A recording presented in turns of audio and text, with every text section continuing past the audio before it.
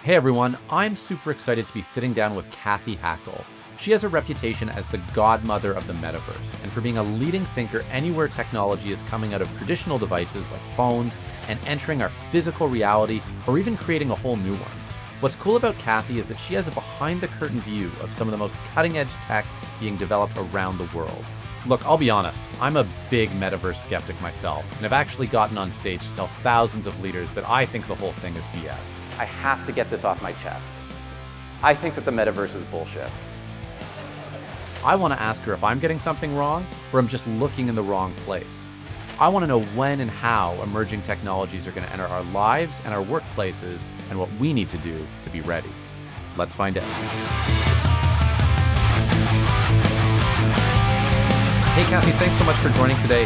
I wanted to jump right in and ask a little bit about, this area of space that we traditionally call spatial computing, the metaverse, extended reality. It feels like it's kind of growing and changing these days. And there's been certainly some exciting announcements in this space in the last handful of days and weeks. Has the way you think about it changed? And what's kind of most exciting to you right now? Yeah, I think it's an ever evolving space. It's interesting because a lot of people come to me and say the metaverse is dead, right? As someone Mhm. known in tech circles as the godmother of the metaverse, I get that all the time. And I'm like, well, the metaverse wasn't really here yet. People are building towards it. So you can't kill something that doesn't exist. It's more the hype, right? The hype that really Mm. died off. What has changed for me, I think, is some things haven't changed. I think a lot of what I've learned throughout the years working at companies like HTC Vive, which did VR headsets, and Magic Leap, which did, one of the earliest spatial computing computers out there, and I've got one right behind me for anyone watching on video. Uh, what I learned in those companies has not changed, which is the convergence of physical and virtual that we're kind of gearing towards. That has not changed. I think maybe it's the way it's being created or developed, or the importance of AI in Mhm. enabling that future. I think that has definitely been accelerated, or it was something that I thought about, but obviously over the last 2 years has become the number one topic. So I think that's evolved. I will say the term metaverse, even for me, has changed in the sense that I feel like some people are maybe moving away from the term metaverse in some ways to spatial web, more of that spatialized web, a web, that expands into the physical world. And I know we're going to talk more about this. I think I'm seeing more people, not more people, but more people starting to say, okay, maybe the term isn't metaverse and maybe it's spatial web, just like the information superhighway wasn't the right word, right? We use internet or web now. So I think that there is that kind of maybe those changes happening and kind of how we talk about this potential future state. Cool. So let's maybe talk about Mhm. some of the emerging technologies that have been announced recently. I'm thinking about things like, Google Beam, like Mhm. XR, like I don't know if it's actually pronounced IO or EO. I guess I should have read up on that. But what are those like? Can you maybe quickly just walk us through what each of those technologies is and your excitement level and kind of outlook for each of them? So with Google Beam, which used to be called Google's Project Starlight, I actually got a demo of it a couple years ago. And to explain to people, and I'm going to try to explain to folks in words what it is, right? It is pretty much a system where you're able to kind of have a communications with someone that's not with you in the same place, but you see them in 3D and in volumetric form, but there's no headset, right? There's no headset.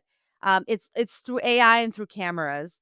So my experience was I walked into a room and I sat behind a table, and in front of me is this screen of sorts. And I guess there's multiple cameras and everything, but all of a sudden that someone else sits across from me in this virtual screen of sorts, but it's not a flat screen in the sense that I'm actually able to see depth. I'm actually able to see them in 3D, Right. which takes your brain and your eyes a second to kind of, "Whoa, okay, I'm not wearing a headset. I'm seeing this person in 3D."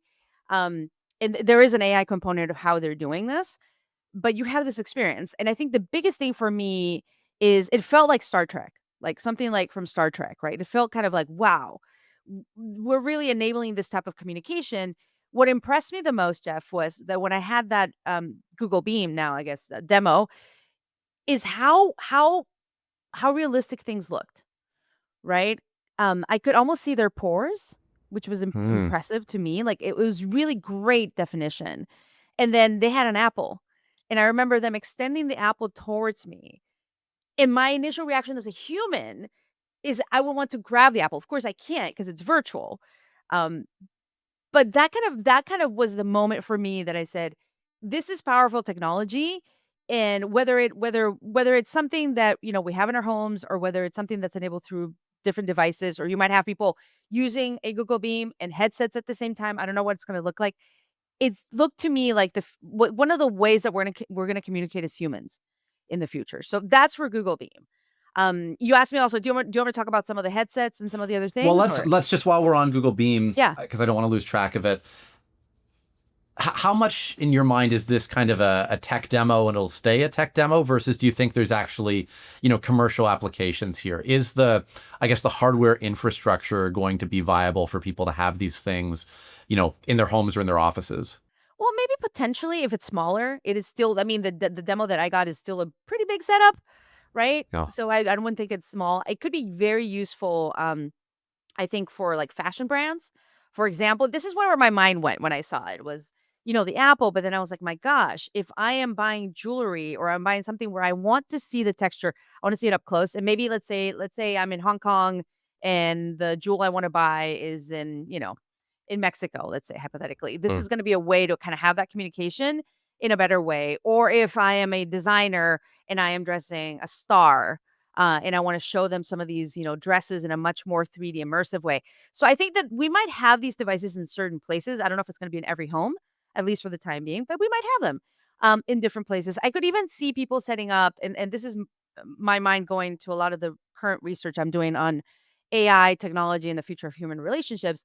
I could even imagine people setting up maybe like dating salons where they have some of these, and you might be able to meet people and meet them in 3D in that virtual form before you actually meet them in person because they might not be there, or so I don't know. It was very to me it was very powerful to see someone in 3D in that form, in such a clear form in front of me without a headset on.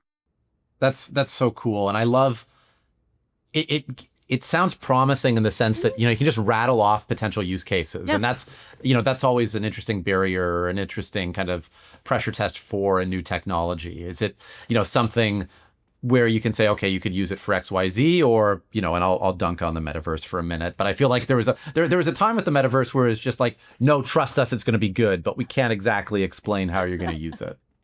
Yeah, at the end of the day, I think as humans, we live in a 3D world, right? We do not live in a flat world.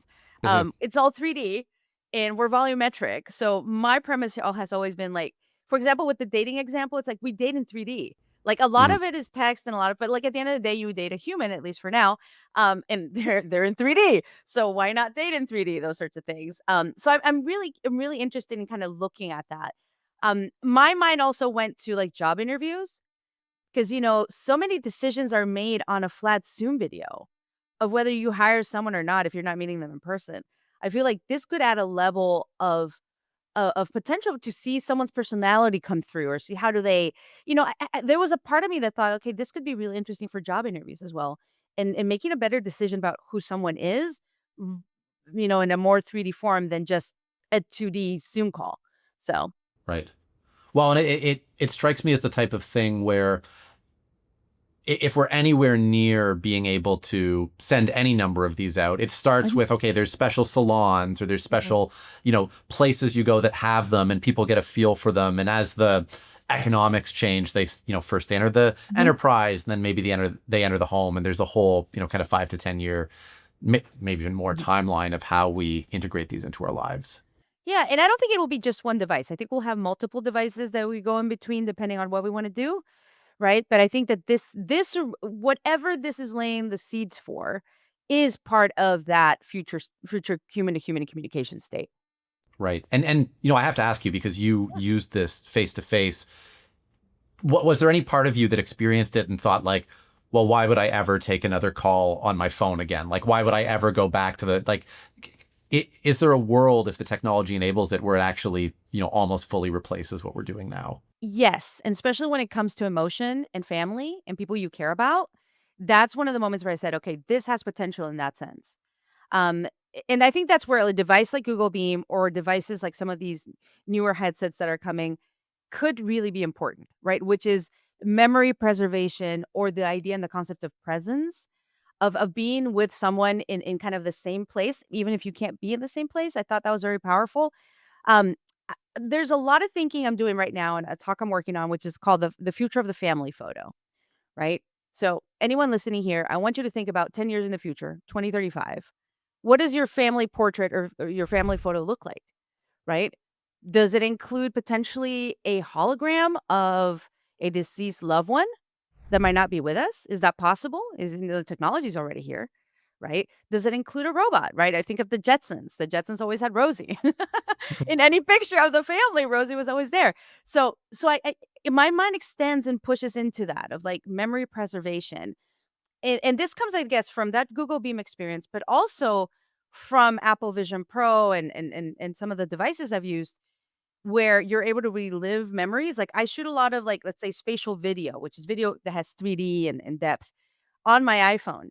And then I am able to watch it in my Apple Vision Pro. So, like, I've watched my kids, or I've done videos with my dad, who's 80, for example, and I relive them, and there's an emotion that comes through that is very special.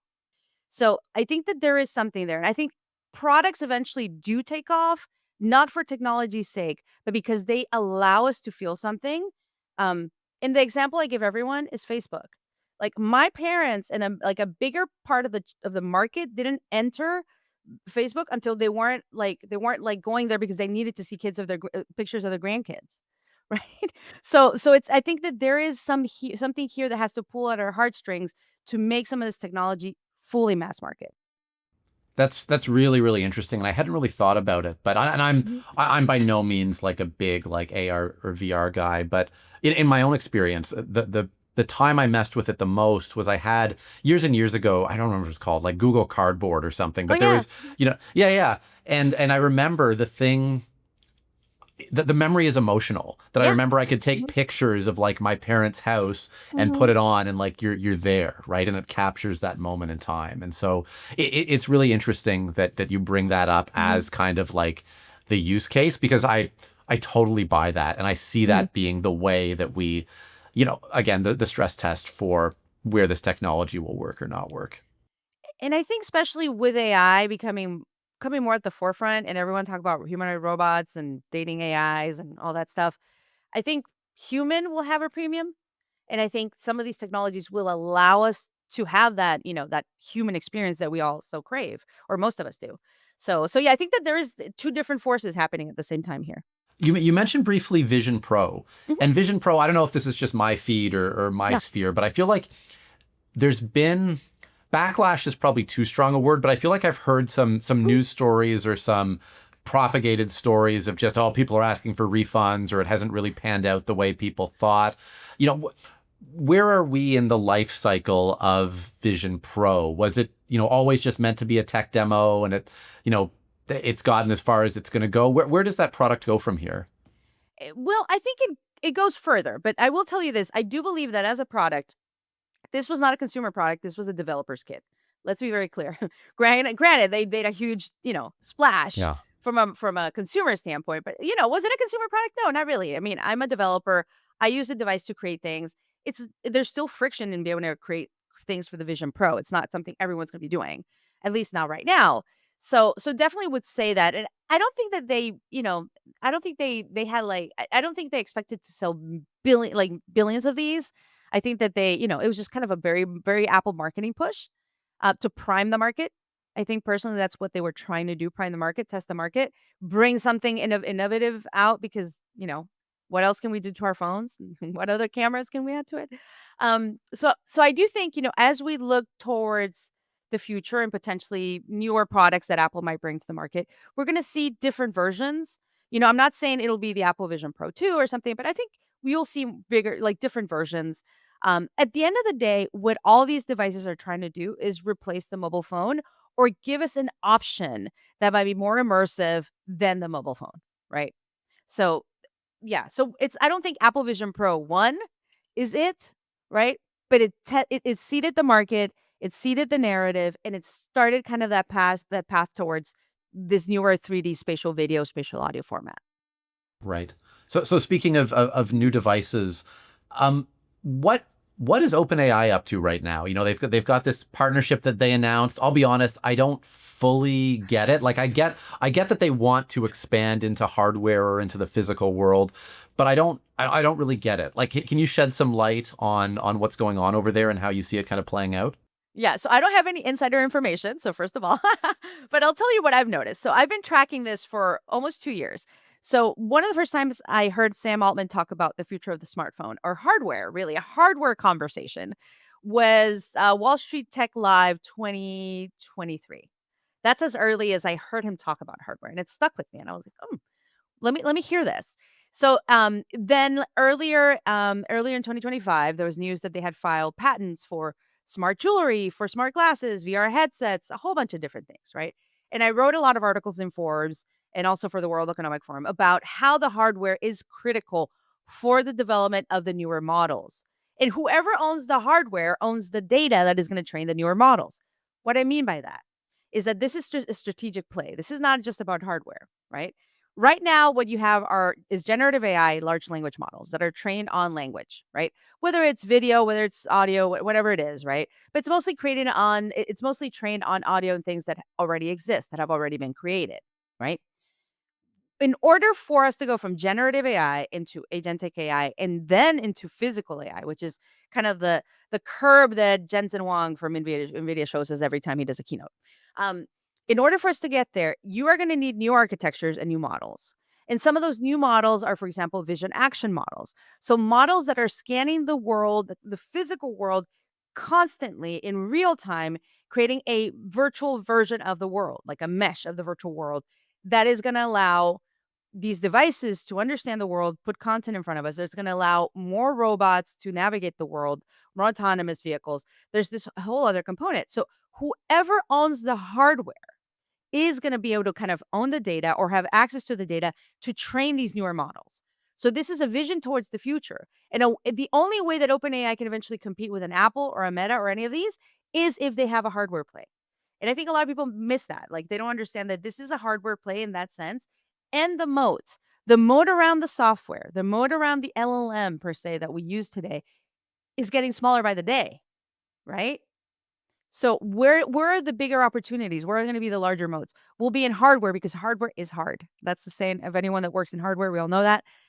The hardware is going to determine how some of these newer models go, how they're trained, the data they have access to, and then who gets to put content in front of you, all these sorts of things, right?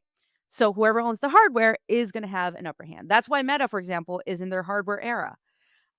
So I hope Jeff, I hope that made sense. I know it makes sense to you, but I No, hope it it makes does. sense to It you. does. It does. But I want to dig into it a little bit Yeah, more yeah. because you answered half of the question, Mhm. which is the half of like what's in it for OpenAI, what's in it for Sam.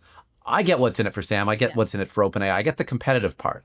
But what's in it for me? What's in it for you? Like, Hmm. I understand why they want to be in hardware.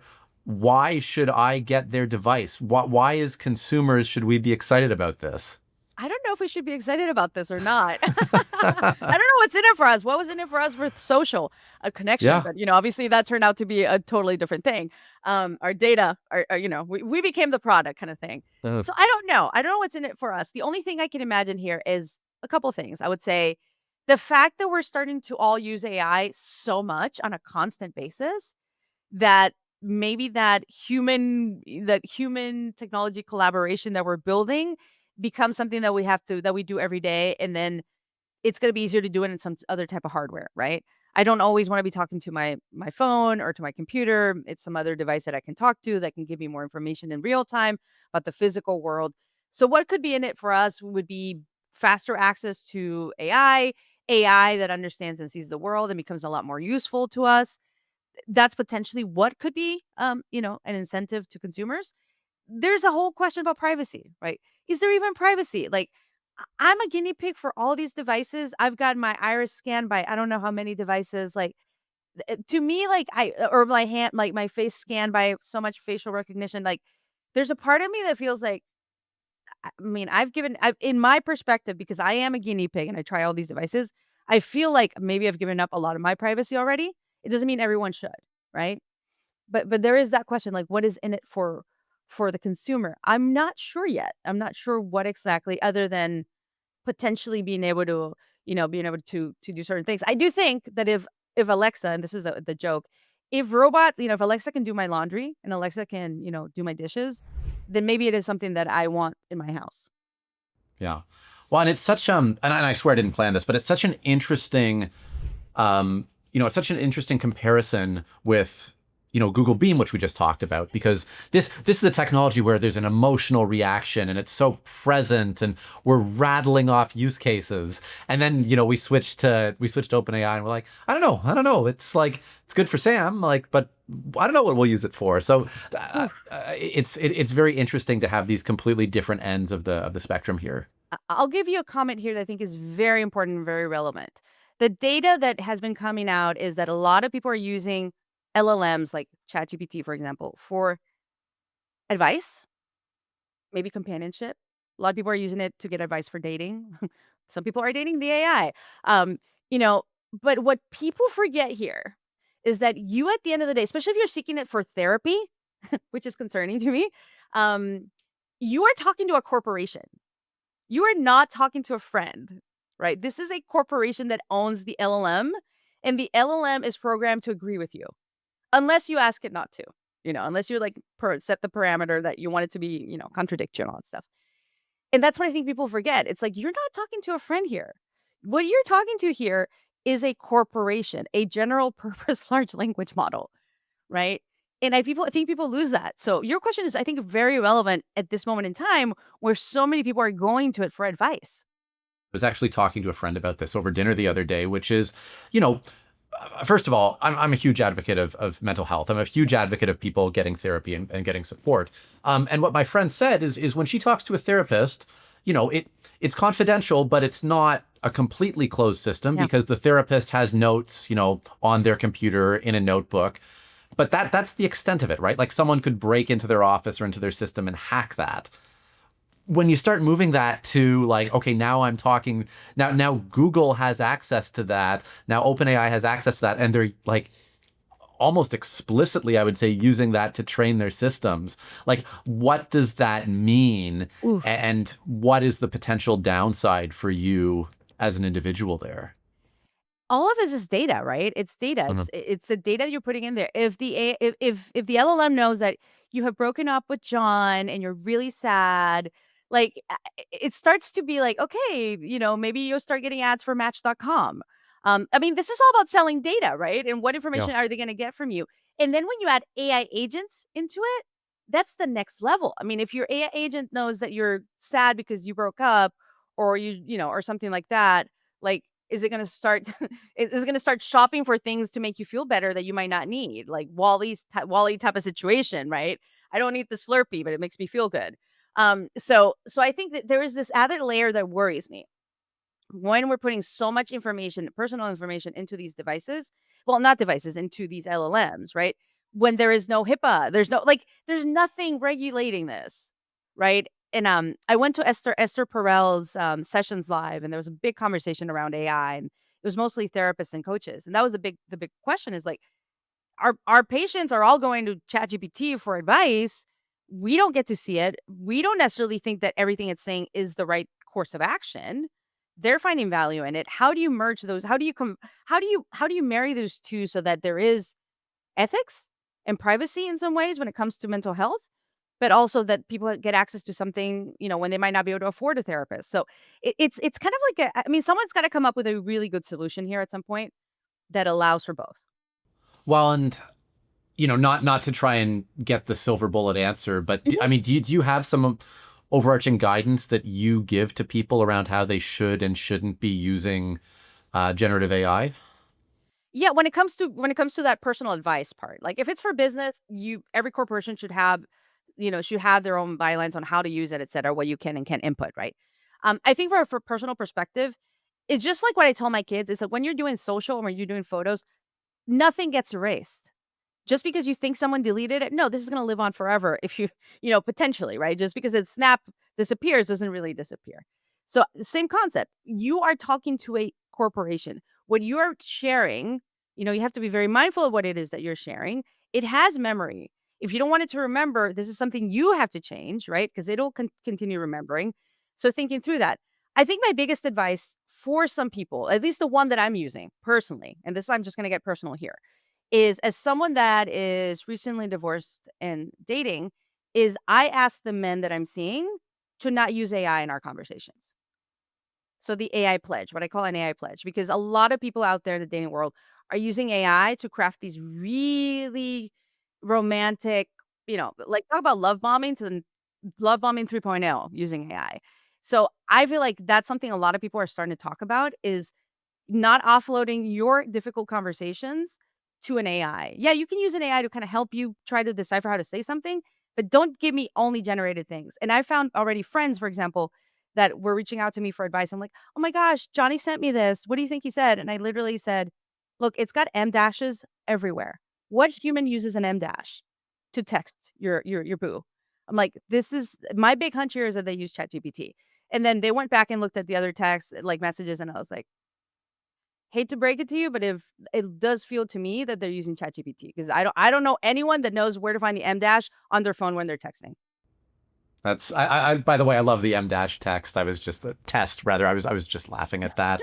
And well, and and it's interesting because it can do, as you were saying with your friend, like it can do a pretty good job at creating that content. But at some point, you're going to meet the guy, and they're not going to be able to hold up their end of the bargain, right? No, And you're like, oh, I you actually don't just, it was sound just the like AI that I liked. Shakespeare. Yeah. Your prose and how you talk in real life are definitely not the same. Yeah. And I'm already seeing this. I'll give you Jeff. I know we're going down a different tangent, but this Yeah. was interesting to me and very, very concerning. I was talking to my teenage daughter, and she was talking about her friends who were meeting, their kids are dating on Roblox and kids are, instead of passing a note in the hallway, those things are done on Snapchat now, right? So there's all these things. And she was telling me about her friend who was dating someone, and, it turns out the kid was younger than he said he was. So she was in high school, he was in middle school. She found out he was in middle school.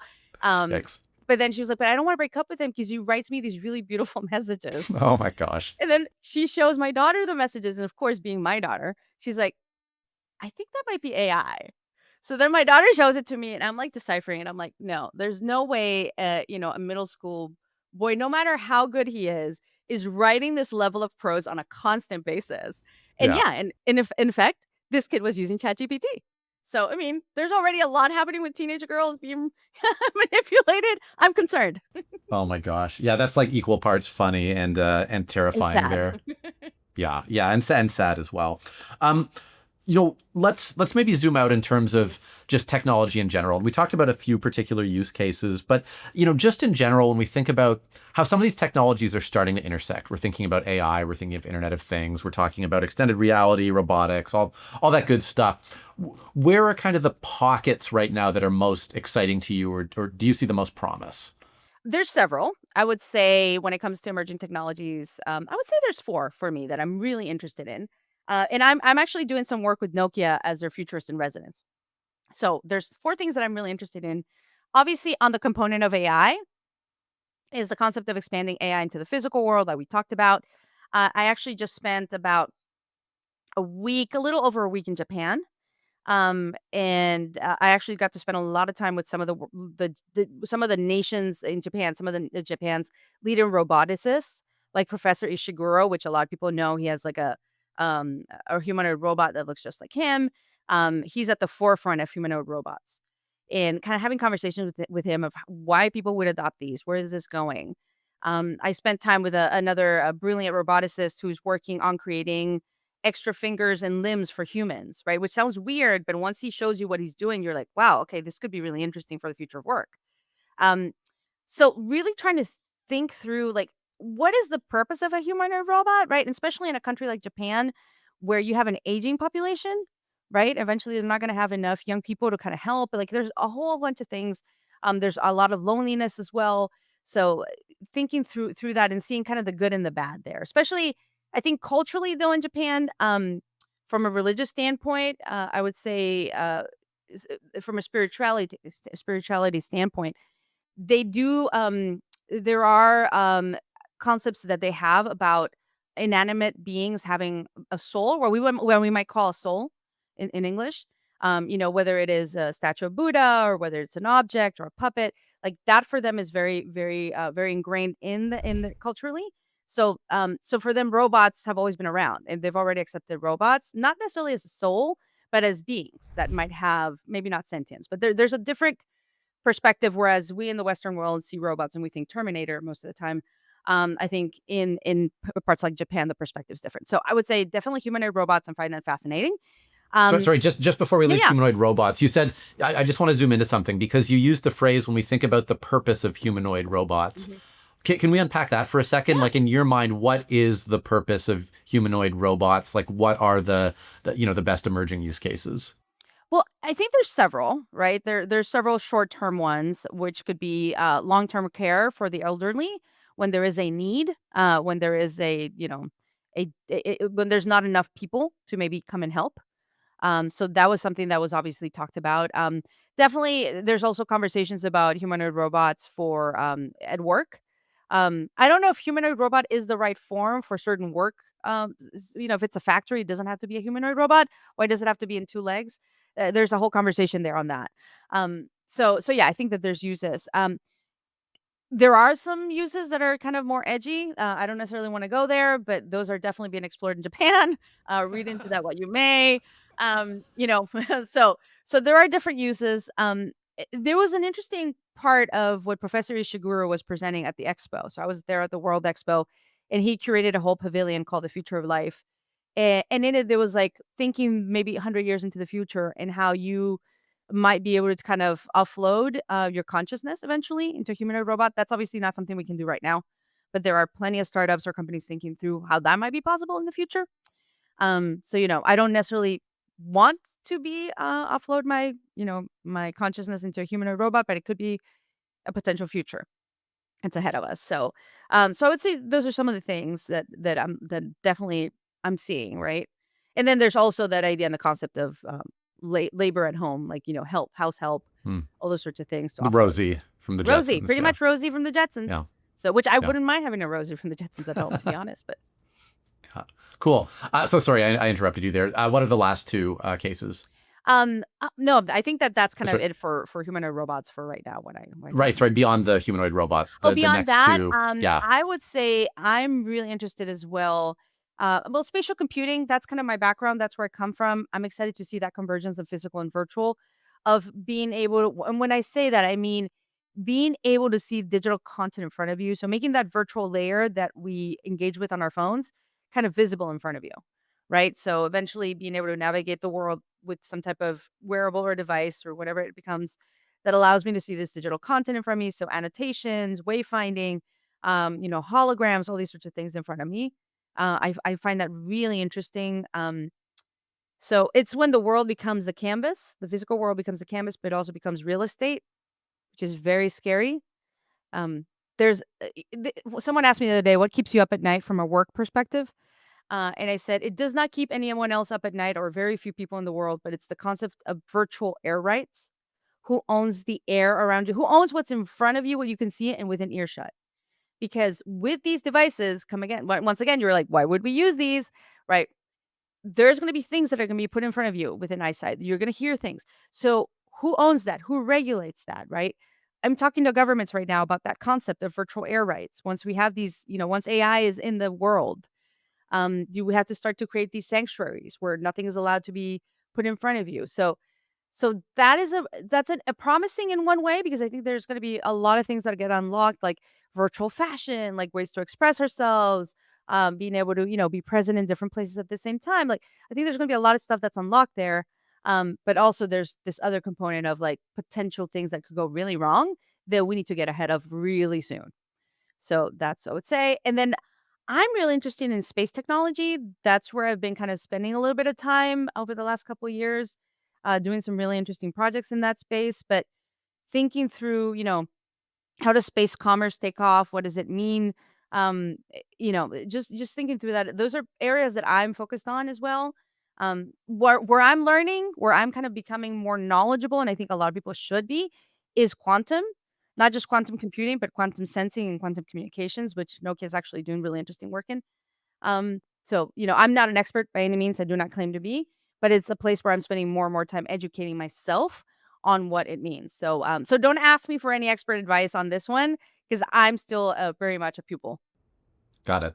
Got it. We'll steer clear of quantum for today. So Yeah. so maybe coming back to spatial computing though, because this is one, Kathy, that's been, to me, there's been a pattern, which is we've had, and I apologize because I'm about to use a baseball analogy, and I hate baseball analogies, but it feels like we've had an awful lot of like at bats Yes. for spatial computing. Like every year, whether it's Google or Snapchat or Microsoft, there's a new VR, there's a new AR, and oh, this is the one. There's a press tour. It's so exciting. The form factor is different. Something's different, and swing and a miss, right? Or maybe that's unfair, but it hasn't taken off in any sort of like consumer good way. Why is that? Like, what are Yeah. these organizations getting wrong? And has anything changed in the past few years where you expect the trajectory to actually, tighten, where we're actually going to, we're going to make contact there and something's going to take off? Or do you expect to see in the next 5 to 10 years just, another dozen of these devices that are interesting but don't hit the mark? I think there's so much money now invested in what is going to replace the mobile phone that it's not up to us. It's whatever Silicon Valley decides to bring us, which is good and bad. In some ways, so I don't know if we have I don't know. I do agree with you. I think there's been so much hype and so many hits and misses. Oh, this is the year. This is the year. I feel like every year is the year of XR, and every year I hear like VR is dead. Like I feel like I hear that every single, and I've been in this industry almost a decade, like more than a decade now. So every year is the same thing. I would say those are some of the things. I think it's a form factor issue. I think it's the optics are not there yet. What the Meta glasses do, they bend light, so you can actually eventually have real holograms in front of you. That's really hard to do. Very few people can do that with optics right now. So those true holographic glasses that are promised, like that's further into the future. Right now, the cost is going to be expensive. The form factor is not there. It's got to look really stylish for us to eventually want to wear this on our faces, or wear a device on us all the time. So I think one of the biggest issues here that there's two issues here, I would say, is the fact that in order for a lot of these devices to be out there in the wild running at the same time, you have to have connectivity that currently does not exist, right? 5G is not going to cut it. It's going to be 6G, 6G plus, or you're going to need something else.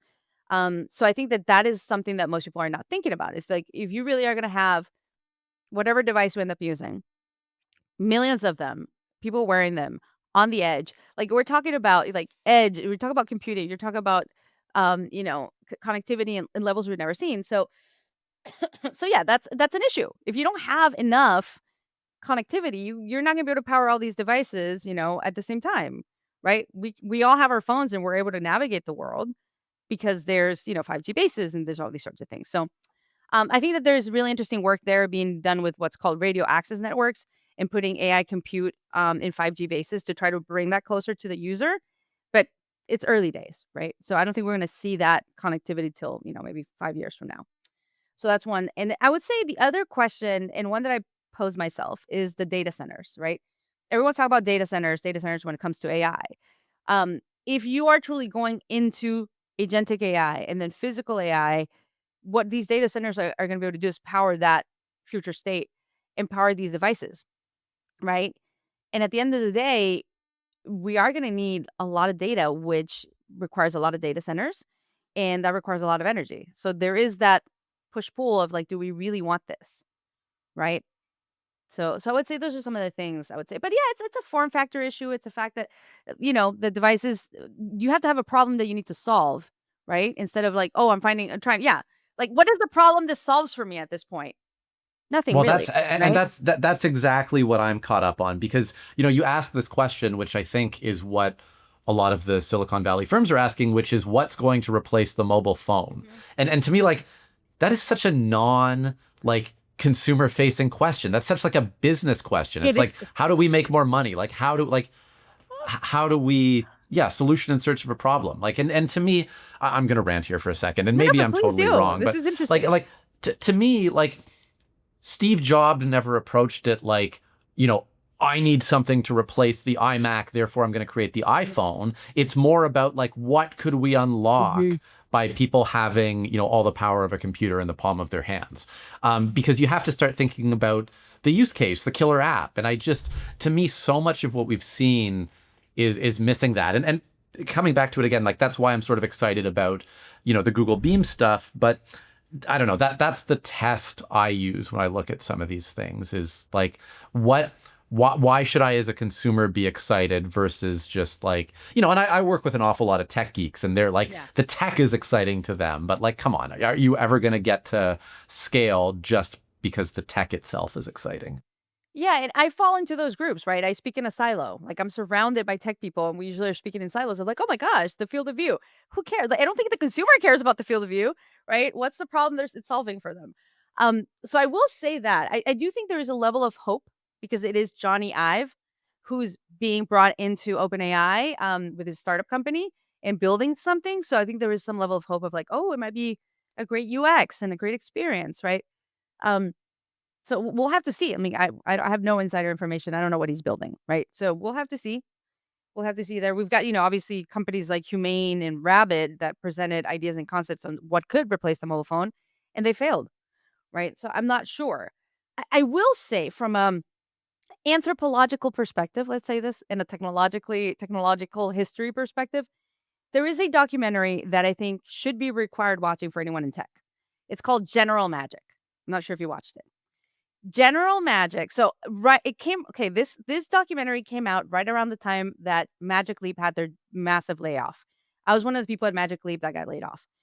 And this documentary called General Magic comes out that has nothing to do with Magic Leap. But it is about a company that had the idea and the concept of the smartphone before anyone else did. And it failed. It raised a lot of money. It ended up failing, but a lot of the people that worked at General Magic went on to Apple and they were part of the core team that created the smartphone. Hmm, Right? So cool. it is that early beginning of something that was Right. not solving a problem for anyone, but eventually the basis of what was created did become the smartphone. So I recommend it to anyone, General Magic. It is a Cool. fantastic watch when it comes to tech. Cool. No, I'll check that out. Yeah. Um, I wanted to ask you, I sense you're kind of an optimist when it comes to this stuff. You're always excited about the next thing. Tech is exciting to you. I want to flip that on its head a little bit. Yeah. Is there anything right now that you're seeing in tech that Mm. you think is BS or that you think is like way overhyped? That is way overhyped. Gosh. What am I a skeptic on? That's the good You- question. I remain so positive. Like, I feel like I need to remain positive for my kids. In some ways, I'm like all a tech optimist. I'm not utopian. Okay, I'm not utopian in that sense. It's not all popcorn and unicorns. I'm more protopian, which is like technology and society working together for the betterment of society. So, what am I? I don't know. I mean, maybe this is what I'll say is I do think that in the current state of general large language models and generative AI, it is incredible technology. AI will disrupt the world. I don't know if just LLMs are going to disrupt the world. I think it's a bigger conversation about computer vision and a lot of different parts of AI, not just LLMs. So I do see some of the valuations that baffle me, that make me feel like, is how is this sustainable in the long term? So that's one. I think that people are raising towards data center construction at a really fast speed, without thinking about the the climate aspect of it. Of you can't just continue building all these data centers. Find other solutions on the way to power these things. So I would say those things. I am concerned about some of the things that I'm seeing with replacing human connection with robots or AI. That worries me immensely. I still, yeah, like there's actually a survey that was done recently. It said that a lot of Gen Z would marry an AI. Sample data, whatever. Like there's bias there, of course. Like I don't think all of Gen Z would say that, or like half of them would say that. Um, but but still, like things like that concern me. Concern me when it comes to like if we lose what truly makes us human. Like what does this mean at the end of the day? There's also a race, I think, to using AI agents on a constant basis. I'll give you, and I'll go back to the dating example because it's obviously where I'm spending a lot of the time thinking through how to disrupt the sector. Is like if my AI agent is dating your AI agent and we actually meet in the physical world, but there's no connection, like, or I don't like What how was you the smell, point? like something like Yeah. that, right? If it's a Yeah. biometric thing and I meet you, my agent says you're perfect for me, but then I meet you and it's just like, I think there's something that we still to this day cannot offload to technology, right? We might one day, right? But I think right now there's still an element to humanity. Um, So maybe there is a premium to being human, right? I heard Gary Vaynerchuk the other day saying that in the future we're going to pay people to walk with us, like to go take a walk with us, and that stuck with me. It stung to think about that. That's something we're going to do in the future, but potentially because there is going to be a premium on human connection. Interesting. Yeah, I was The like, the the, no, the, the dating piece is really interesting, and I'll come back to it for a second. I yeah, mean, and look, I was fortunate enough, I'll use the word fortunate, to have found a partner before like the age of like the dating apps. But I feel like anyone I talk to right now, like, has only negative things to say about like online dating. And even the same apps, and I'm yeah. yeah, we all know what the apps are, but even the same apps that 10 years ago I feel like had a better reputation. I don't know if they've changed or expectations have changed, but you know, it feels ripe for disruption, doesn't it? Like, is that your experience? Absolutely. So, as a as a student of life, and as someone that wants to disrupt that sector, I'm spending an insane amount of time looking at it. Right? What works? This is the thing, and I go back to this. Like, if we as humans date in 3D, why are we still dating in 2D in these apps? Like, I'm making a judgment on a picture. Like, hmm, is that what really happens? I mean, you make a judgment in person, but at least there's a volumetric component of it, and it's all your senses involved in me, be judging the person in front of you, right? I'm seeing several things. I'm seeing a revival of in person, so a lot more speed dating, a lot more social happy hours for singles. Like, I'm seeing a lot of that. Running clubs are hot, right, for meeting people. There's kind of this resurgence in that in person, which I think is great because that's how people used to meet. But on the other side, I see my kids who are Gen Alpha starting to date. They're starting their dating journeys at the same time as I'm going back into the field. So so it's interesting to watch how they're dating and how they're dating in gaming spaces, right? How they're using social media like Snapchat and things to date, all these sorts of things. I personally believe that the solution to solving, the swipe fatigue is not more swipes. I think it's about interactivity and presence. Because when you're able to do an activity, like a joint experience with someone, you learn something about them, right? And you can make a better judgment as to, is this the right partner for me or no? So one of the things that I was proposing is creating more gaming and dating startups, especially when you talk about Gen Alpha growing up and starting to date. If they can go into these apps and yes, see the profile and stuff like that, but maybe go and do a virtual bowling date before they meet in the physical world, virtual cooking, a virtual escape room, kind of having that experience where they're actually engaging with someone in a 3D form and kind of doing an experience together. I think that will give you a more informed decision than 5 pictures, right? And a profile that was created with AI. So, Yeah. Well, and I really like that. And, the idea of like gaming dating, I really like. Like, I like the idea that dating doesn't have to take center stage, that it's connected to something else. And in some ways, like, that's like the original form. Like, the old fashioned form of dating is, you meet people when you're, going out with friends or dancing or whatever. But I guess that like the part that concerns me, and I know I'm not alone here, is yeah. that if you're Tinder, and I'll pick on Tinder, it can be any Mhm. of them. It feels like you have a perverse incentive to actually keep people on your platform and not help them find a partner and get off of it, right? And so if it only exists and it has a financial incentive to keep you in this swiping pattern, like, isn't that less healthy than, oh, we happened to meet because we were playing, Minecraft or whatever, and we have this shared hobby where I was able to meet someone like-minded. There's the missed opportunity is that let's say you match with someone in this app through the gaming aspect, right? Why not after you match and you start creating a relationship, can you start creating kind of like almost like an album of your relationship, like a virtual timeline of your relationship. I think there's ways to be able to use this technology for good and for increasing intimacy. So one thing that I'm launching is called the Tech Intimacy Scale on how to use technology to make your relationships better. I'm starting with dating, but then eventually it's going to be parenting and eventually it's going to be at work, right? Because I do think that right now you cannot divorce technology from your day to day, right? And yes, you can use it to make your relationships better, or you can make it down to level one where it's like isolation, or you're like completely, using technology instead of engaging with humans. So I think that there's going to be a variation. I think what a lot of these app companies and the ones that I'm talking to, I'm like, it's not about adding more AI. It's not about that. At the end of the day, what people are craving is connection and presence and being seen. And if you add more AI and have your AI agent than my AI agent, I don't feel seen. Right. So I think that there needs to be a level of gaming. Let's be honest, everyone's playing games on these apps. right? So why don't we play the right type of game, and add these types of experiences, and then why don't you transition when a couple meets, starting to create that kind of like virtual a photo album of sorts. Let's call it that. I'm still working through what that means, but ways to kind of incentivize that relationship. But it doesn't have to be like meet someone on the app and get off the app. It could be meet someone on the app and then how do you grow that? And use the tools that technology allows you to have to make your relationship better. So yeah, it's something that I'm spending a lot of time thinking through and something that I'm going to be kind of like launching pretty soon because I feel strongly about this because I'm living through it and because I'm seeing my kids starting to go into this world. I love that. And Mhm. to me, it ties together so much of what we've talked about today, which is that human connection and intimacy, Mhm. like these are the reasons that technology is there at all at the end of the day. Yep. And it feels like if you get that right, there's so much to be gained for individuals, for people. And if you get that wrong, then, who care?